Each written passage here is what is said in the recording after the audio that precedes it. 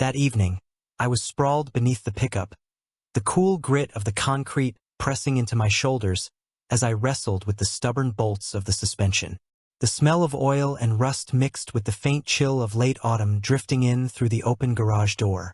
Fixing the truck was one of the few routines that still gave me a sense of control, a ritual where the pieces were supposed to fit, the problems had solutions, and the noise of wrenches was easier to bear than the silence of a house that no longer felt like a home. I had just found the right angle for my socket wrench when the noise reached me. Muffled at first, then sharper, cutting through the night like a knife, came from upstairs. Voices. No, not just voices shouting. And not just any shouting. It was my daughter May's voice, trembling with anger. Her words carried through the ceiling boards, and I caught enough of them to freeze in place, my hand still gripping the wrench. You don't even know who the father is. The metal tool slipped from my fingers, clattering against the concrete floor with a hollow echo.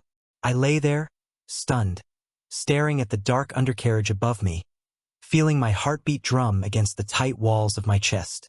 For a second, I told myself I had misheard, that May, at 16, was prone to dramatics, that she might have been repeating something from a movie, a TV show, some cruel exaggeration in a fight.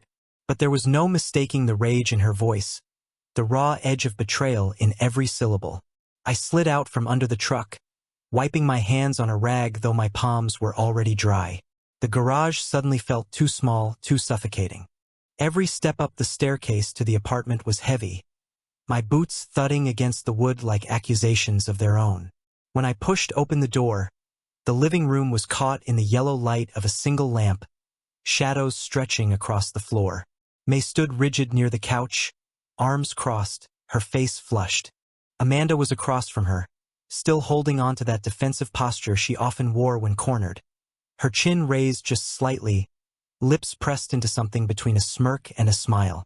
But the moment her eyes landed on me, the mask shifted. Her expression softened into something too quick, too rehearsed. She let out a laugh that didn't belong in the scene, thin and brittle. "She's making it up," Amanda said, waving a hand as though brushing off a harmless rumor. "You know how teenagers are." But my eyes weren't on her. They had already traveled to the table in the corner, where the clutter of the day's mail and receipts sat in careless piles. Among them lay a small white stick, its faint double lines almost glowing under the lamp. My breath caught. Next to it, a crumpled receipt, the logo of a fitness studio printed at the top. It wasn't just for classes or training. Highlighted beneath was a charge for a room rental at an apart hotel associated with the facility. The world narrowed to those two items. The test, the receipt. Amanda noticed my stare. Her hand darted quickly, scooping them into her bag with the grace of someone who had rehearsed this move. She forced another laugh, the sound sharp enough to grate. "Work expenses," she said flatly, almost daring me to question it. "You wouldn't understand. It's just part of a new program. Nothing to worry about. Nothing to worry about." I could still see the imprint of the crumpled paper against the thin fabric of her bag. I could still feel the weight of the test in the air, heavy and undeniable. The more she insisted, the louder the silence became inside me, because here, in plain sight, were traces of lies she couldn't bury fast enough. I looked at May. Her jaw was set, her eyes glistening with unshed tears. She didn't say a word, but her expression screamed at me louder than her earlier outburst. "See? You can't ignore it anymore." I wanted to speak, to demand explanations, to cut through the fragile veil of Amanda's calm. But the words jammed in my throat, tangled between fear and fury. Instead, I stood still, watching her fidget with her bag, pretending to organize its contents, pretending everything was normal. That performance, casual, dismissive, was almost worse than an open confession. My mind spun back through the months that led here, the little fragments I had dismissed. Late nights at the office, sudden interest in fitness programs, the way her phone never left her side anymore, always face down on the table, screen lighting up in secret. I remembered the strange scents on her clothes. Not her perfume, but something sharper, masculine, unfamiliar. I had chalked it up to paranoia, to stress. I had told myself marriage needed trust. But trust was no longer enough when two pink lines glowed under the lamplight. Amanda's laughter thinned into silence when she realized I wasn't smiling. The room grew heavier. May stormed off, her door slamming shut down the hall, leaving just the two of us in that suffocating air. Amanda finally broke the stillness. "Don't look at me like that," she muttered, clutching her bag tighter. "You're overreacting." Overreacting. I wanted to believe her. God, I wanted to. But the objects had spoken louder than any words she could spin. They sat in my mind like evidence presented in a trial, undeniable and cold. Pregnancy test. A hotel receipt. Both hidden, both lied about. I sat down in the armchair, elbows on my knees, staring at the floor as the weight of it all pressed in. My wife hovered near the doorway, shifting her stance. Her silence punctured only by the faint rustle of her bag against her hip. She didn't try to comfort me. She didn't try to explain further. She only stood there, waiting, watching, calculating how much I would swallow this time. That was the moment I knew, whether or not the truth came spilling out, whether or not she had clever stories to cover every inconsistency. Something had broken. Something that could not be patched with jokes or deflection. And as I sat in that dim light, the shadows growing longer, I realized that the lies were no longer hiding in whispers or in corners of her phone. They were right there on the table, tangible, undeniable. They had a shape, a weight, a cost. And I had seen them. After that evening, I couldn't close my eyes without replaying the scene over and over. The sound of May's voice cutting through the ceiling.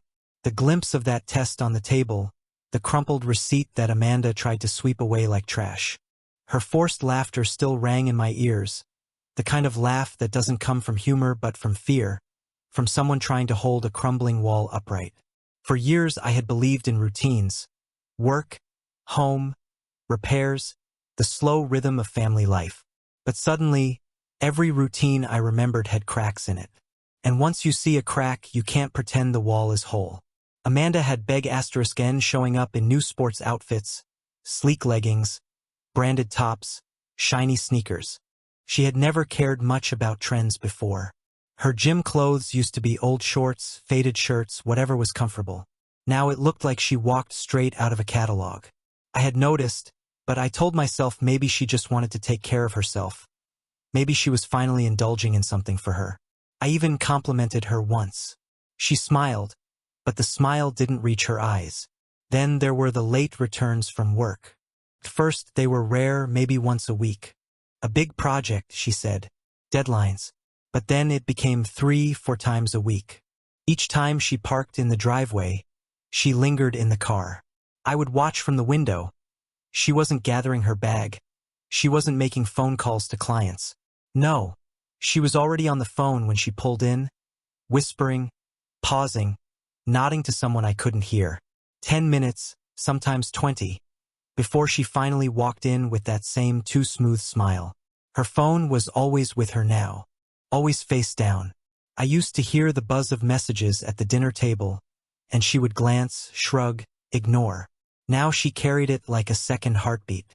Once, I reached for it absent-mindedly when it lit up beside me. She practically dove across the couch to snatch it away, her voice high-pitched, insisting it was work stuff. That was the day her passwords changed. First the phone, then the email we used to share for bills, then even the tablet May and I sometimes borrowed. Everything suddenly locked, inaccessible. I had chalked it up to privacy, to needing space. But privacy feels different from secrecy. Secrecy has a smell to it, a weight, a silence that grows louder than any argument. Even the laundry spoke. Perfume that wasn't hers, deodorant that wasn't mine.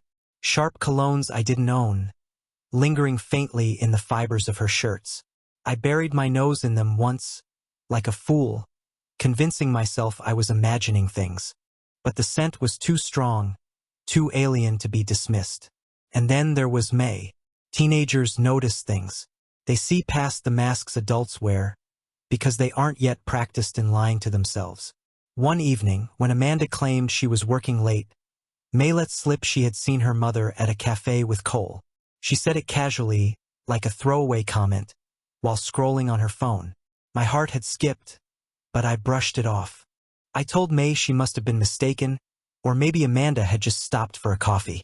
I didn't want my daughter to carry suspicion. I wanted her to keep believing her mother was solid, trustworthy.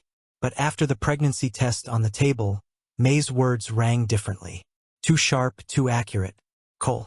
He had always been around, in the periphery of Amanda's stories. A trainer, a motivator, someone from the fitness studio who gave her tips, who kept her accountable.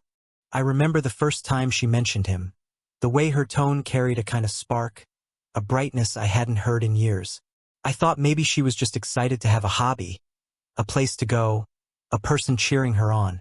But that brightness was never for me. Now every piece rearranged itself in my memory. Late nights, locked screens, perfume, laughter on the phone in the car, money missing here and there, small transfers I couldn't trace because she handled most of the online banking now. Her absences lined up too neatly with his appearances. One night, I stayed awake in the living room, pretending to watch television. Amanda returned past midnight, her hair damp as though from a shower, though she insisted she had been at the office finalizing reports. She kissed my forehead lightly, almost out of obligation, before disappearing into the bathroom. The faint sound of humming followed her, a tune I didn't recognize. I sat there in the glow of the silent TV screen, feeling like I was living with a stranger who borrowed my wife's face. Another time, she left the house in the morning dressed in her regular office attire, blazer and skirt. But in the trunk of her car, I found a bag packed with gym clothes and toiletries. She hadn't mentioned any workout that day. Why keep it hidden? Why lie when the truth would have been easier? Unless the truth wasn't about the workout at all. The worst part was how normal she tried to appear around me. How she smiled at dinner, asked about my day, even teased me about how long it was taking me to finish fixing the pickup. She played her role with precision, and I played mine. The husband who nodded, who chewed, who tried not to let the doubt in his chest show in his eyes. But the mind doesn't forget. It gathers. It arranges. And slowly, like drops filling a glass, suspicion overflowed into certainty. I remembered the way she began avoiding touch. Not dramatically, not outright rejection, but subtly. Turning her face when I leaned in for a kiss. Rolling over just a little too quickly at night. Claiming exhaustion, stress, early mornings. I told myself love changes, passion softens, people grow tired. But it wasn't weariness in her eyes. It was distance. Distance she had chosen. Even our weekends grew thin. She used to spend Saturday mornings in pajamas, curled on the couch with coffee, laughing at some old sitcom rerun. Lately, she dressed quickly, always with a destination. Errands, groceries, meeting friends I had never heard of. The house grew quieter without her, and I filled the silence with tools and repairs, convincing myself it was normal. But after May's outburst, after the test and the receipt, none of it was normal anymore. It was all part of the same puzzle. A puzzle I had refused to finish because I already knew the picture it would show. Now the pieces clicked together. And once the image appeared, there was no unseeing it. Amanda wasn't just drifting away. She was hiding in plain sight, and Cole's shadow stretched across every detail, every silence, every laugh that wasn't meant for me. The doubt had already sunk deep into my mind, and I knew sooner or later I would need more than suspicions. I would need proof. Suspicion can eat a man alive if he lets it. I tried to push it down after that night with the test and the receipt, tried to convince myself I needed clarity before passing judgment. But clarity doesn't come from waiting, it comes from action. So one evening, when Amanda told me she would be staying late at work again, I made a choice. Instead of sitting at home counting the hours, I grabbed my keys and drove. The streets were dark, only the glow of gas stations and convenience stores breaking the long stretches of asphalt. My hands gripped the steering wheel tighter than necessary, sweat slicking my palms even though the air was cool. I wasn't sure if I wanted to catch her or to find nothing at all. I pulled into the parking lot of her office building just past 8. The lot was nearly empty, shadows stretching long across the cracked pavement. Amanda's car wasn't there. I sat in my truck for a while, headlights off, staring at the empty space where her sedan should have been. My stomach twisted. Maybe she parked somewhere else, I told myself. Maybe she really was working. Maybe she caught a ride with a coworker. But the excuses felt thin, stretched too far over the truth. After 30 minutes, I drove slow loops around downtown, scanning each street, each row of cars. Nothing. The thought burned in my mind. If not here, then where? It took another hour before I found her car. It was parked on the gravel lot of a rundown motel at the edge of town, the kind of place people used for quick encounters, not for rest. The neon sign flickered weakly, buzzing like an insect, casting the lot in sickly red and blue hues. And there, 2 rows down from her car, was something that twisted the knife even deeper. Cole's motorcycle. The same black and chrome machine I had seen him ride past the fitness studio. The same one Amanda had once casually described when she talked about how dedicated he was. IK** led the engine and sat in the dark cab, staring at those 2 vehicles side by side. Husband's car absent from her office lot. Lover's bike parked beside it at a motel. The equation solved itself, cruelly simple. But I still needed more. I stepped out into the night, gravel crunching under my boots, my breath clouding in the air. I moved closer, my body tense, heart hammering against my ribs. The curtains on one of the second-floor rooms glowed faintly with yellow light. Through a gap in the fabric, I saw movement. 2 silhouettes crossing, merging, separating again. I froze, my body locked in place. Then came the sound. Her laughter. Amanda's laughter. Unmistakable. Drifting down even over the noise of passing cars on the nearby highway. A laugh that used to belong to me, that used to echo in our kitchen on lazy mornings. Now it spilled through the window for someone else. I don't know how long I stood there. 10 minutes, 20. Long enough for the image to etch itself into my memory. Long enough to hear fragments of voices. Long enough to know this wasn't just suspicion anymore. This was betrayal, plain and cruel. I didn't storm inside. I didn't pound on the door, didn't shout, didn't drag them both into the night air.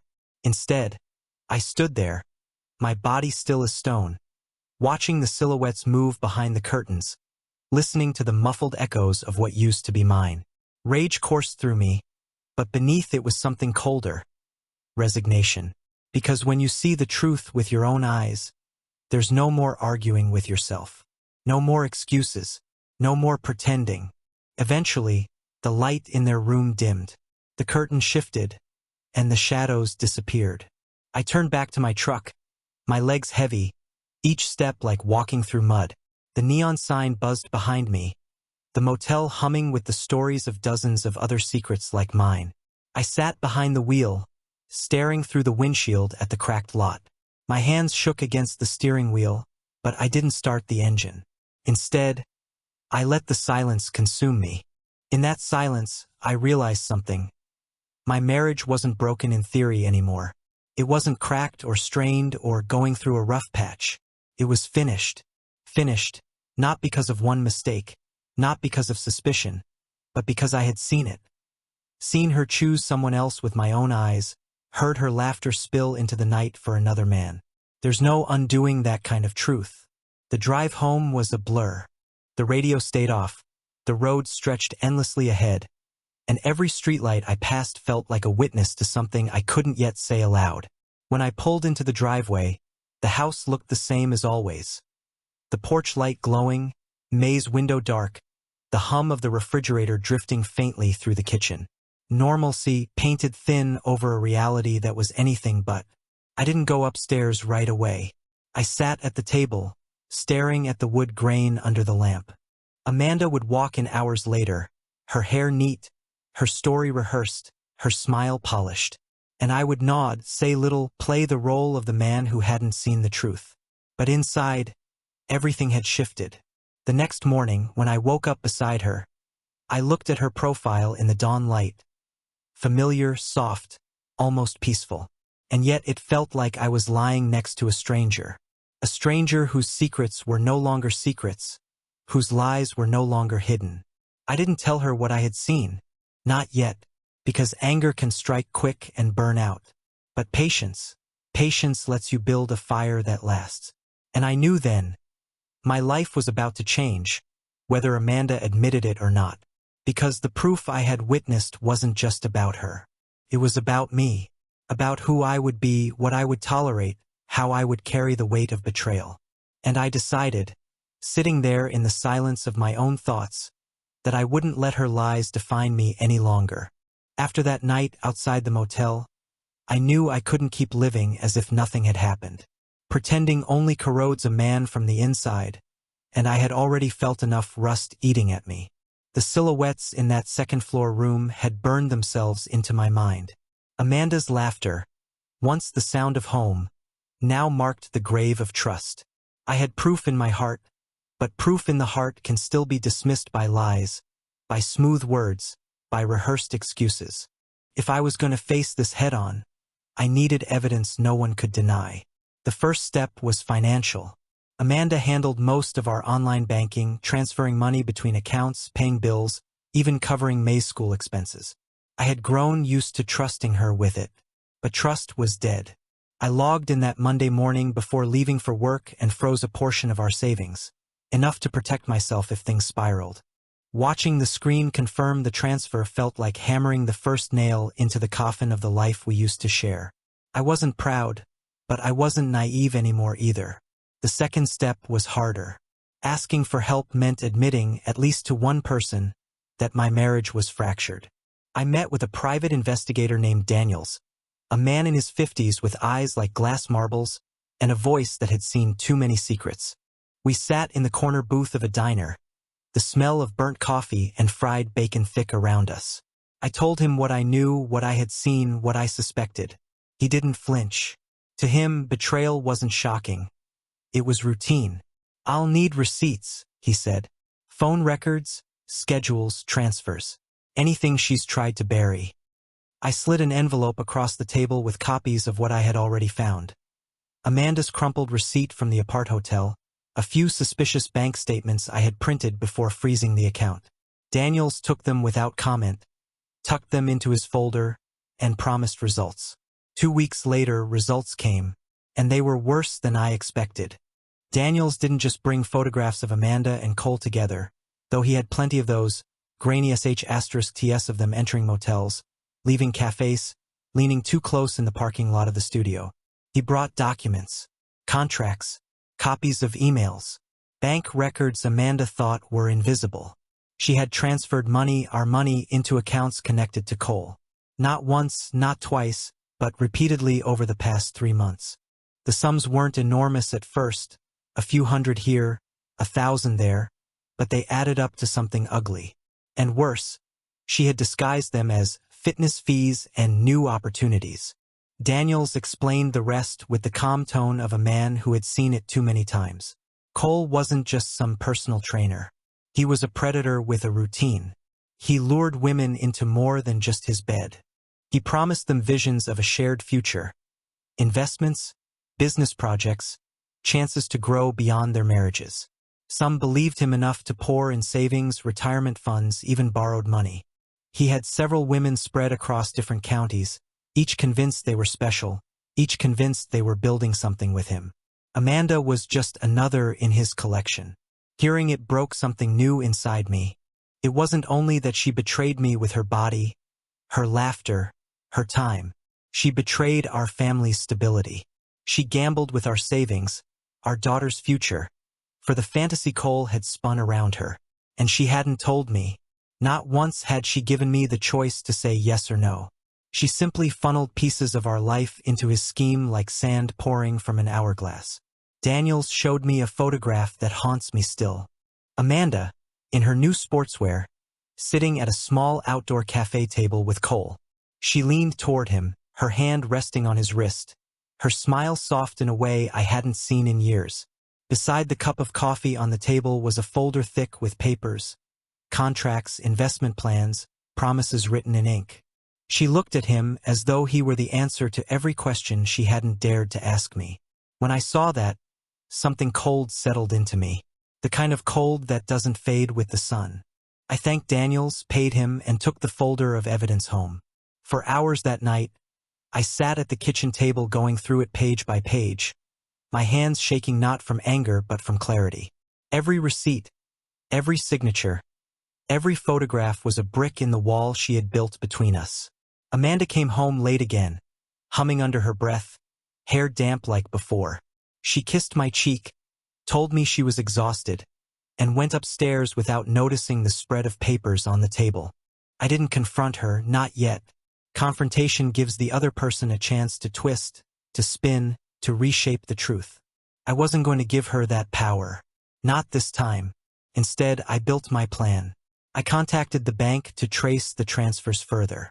Some of the money had already vanished, siphoned into accounts tied to fake companies Cole used to shuffle funds. But some remained, frozen in limbo, waiting to be moved again. I made sure it wouldn't go anywhere without a fight. I also reached out quietly to a lawyer I knew through work. I didn't mention Amanda's name at first. I framed it as hypothetical questions. How to protect assets if a spouse was hiding financial activity. How to shield a child from fallout.